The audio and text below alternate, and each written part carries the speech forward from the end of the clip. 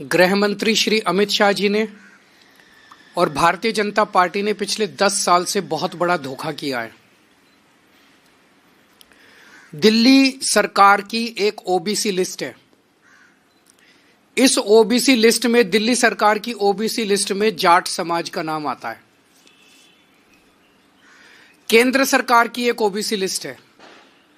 केंद्र सरकार की ओबीसी लिस्ट में दिल्ली का जाट समाज नहीं आता।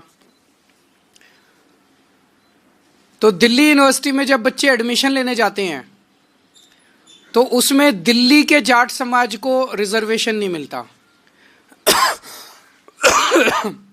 दिल्ली यूनिवर्सिटी के कॉलेज में जाते हैं तो दिल्ली के जाट समाज को रिजर्वेशन मिलता है। केंद्र सरकार के किसी भी कॉलेज में या यूनिवर्सिटी में जाते हैं या केंद्र सरकार की किसी भी संस्था जैसे दिल्ली पुलिस हो गई, डीडी हो गई, उसमें नौकरी लेने जाते हैं तो दिल्ली के जाट समाज को उसमें रिजर्वेशन नहीं मिलता।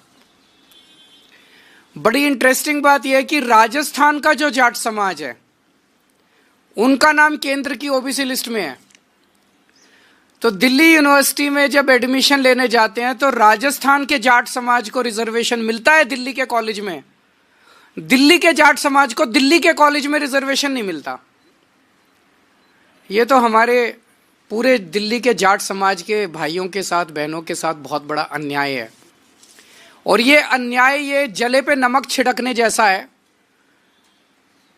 कि 4 बार पिछले 10 साल में प्रधानमंत्री जी ने अपने घर बुला के और अमित शाह जी ने जाट समाज के नेताओं को आश्वासन दिया, भरोसा दिया, वचन दिया, गारंटी दी कि दिल्ली के जाट समाज को केंद्र की ओबीसी लिस्ट के अंदर डाला जाएगा।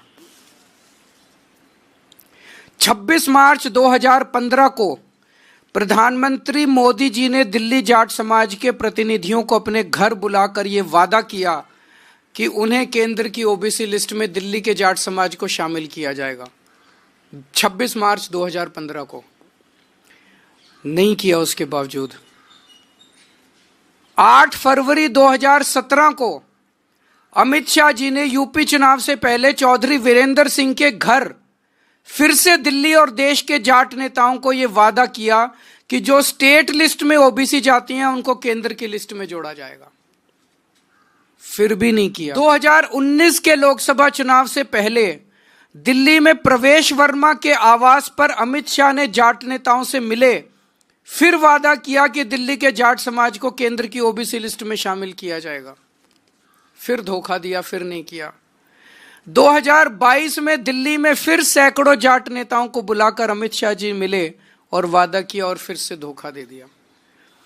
तो पिछले 10 साल में 4 बार, 3 बार दिल्ली के देश के गृह मंत्री ने और 1 बार देश के प्रधानमंत्री ने पूरे जाट समाज को बुला के बोला, अगर प्रधानमंत्री और गृह मंत्री झूठ बोलेंगे, अगर प्रधानमंत्री और गृह मंत्री अपने वादे को पूरा नहीं करेंगे, अगर प्रधानमंत्री और गृह मंत्री को जाटों की याद केवल चुनाव के पहले आती है, आप देख रहे हो हर चुनाव के पहले जाट समाज को बुलाते हैं, कहते हैं वोट दे दो, इस बार वोट दे दो, अगली बार कर देंगे, इस बार वोट दे, और कभी नहीं करते, कभी नहीं करते।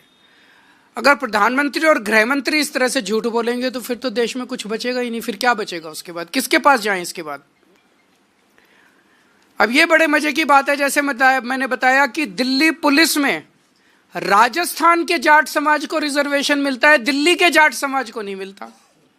एनडीएमसी में, डीडीए में, सफदरजंग अस्पताल में, ऑल इंडिया मेडिकल में राजस्थान के जाट समाज को रिजर्वेशन मिलता है, दिल्ली के जाट समाज को नहीं मिलता। दिल्ली के अंदर दिल्ली वालों को रिजर्वेशन नहीं मिलता, बाहर वालों को मिलता है। भाई ऐसा क्यों? तो मैंने कल प्रधानमंत्री जी को चिट्ठी लिखी है, उस चिट्ठी की कॉपी अभी आप सब लोगों को बांट दी जाएगी। मैंने प्रधानमंत्री जी को उनके वादे, उनके और अमित शाह जी के वादे याद दिलाए हैं कि आप ये वादा पूरा कीजिए और जाट समाज के साथ धोखा किया गया है।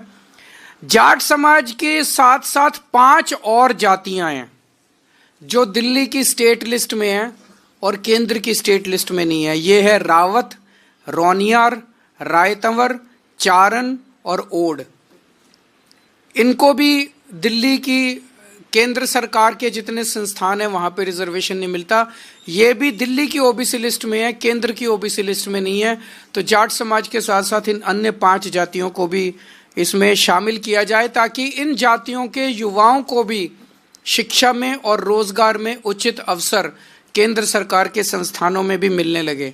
दिल्ली में केंद्र सरकार की 7 यूनिवर्सिटी हैं, दिल्ली यूनिवर्सिटी के कई कॉलेज हैं, Delhi police, NDMC, DDA, AIIMS, Safdarjung, Rammanohar Lohia जैसे कई केंद्र सरकार के संस्थान हैं जहां पे रिजर्वेशन इन लोगों को मिल सकता है, जिसमें शिक्षा और रोजगार में इन लोगों को रिजर्वेशन मिल सकता है। तो हमारा निवेदन है कि जो धोखा 10 साल से भारतीय जनता पार्टी दिल्ली के जाट समाज को देती आ रही है, वो धोखा देना बंद करें, अपने पुराने वादे पूरे करें, और अगर पूरे नहीं करेंगे तो आज केजरीवाल दिल्ली के पूरे जाट समाज को ये वादा कर रहा है कि मैं आपके लिए संघर्ष करूंगा और मैं केंद्र सरकार से करवा के लेके आऊंगा, चाहे मुझे इसके लिए जो मर्जी करना पड़े। अगर कोई प्रश्न है तो आप बताइए। दिल्ली का चुनाव आम आदमी पार्टी और बीजेपी के बीच में है, ये इंडिया गठबंधन का चुनाव नहीं है।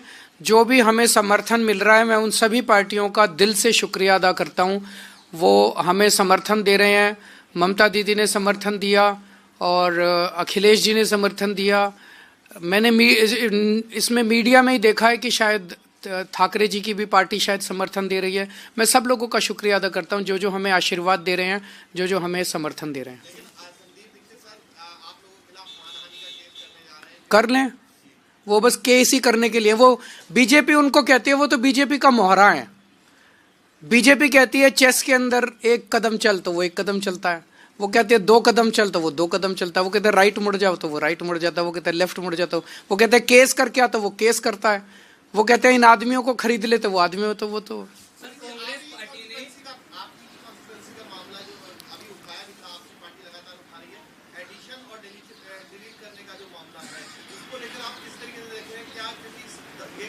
आज 3 बजे हमारी इलेक्शन कमीशन के साथ मीटिंग है।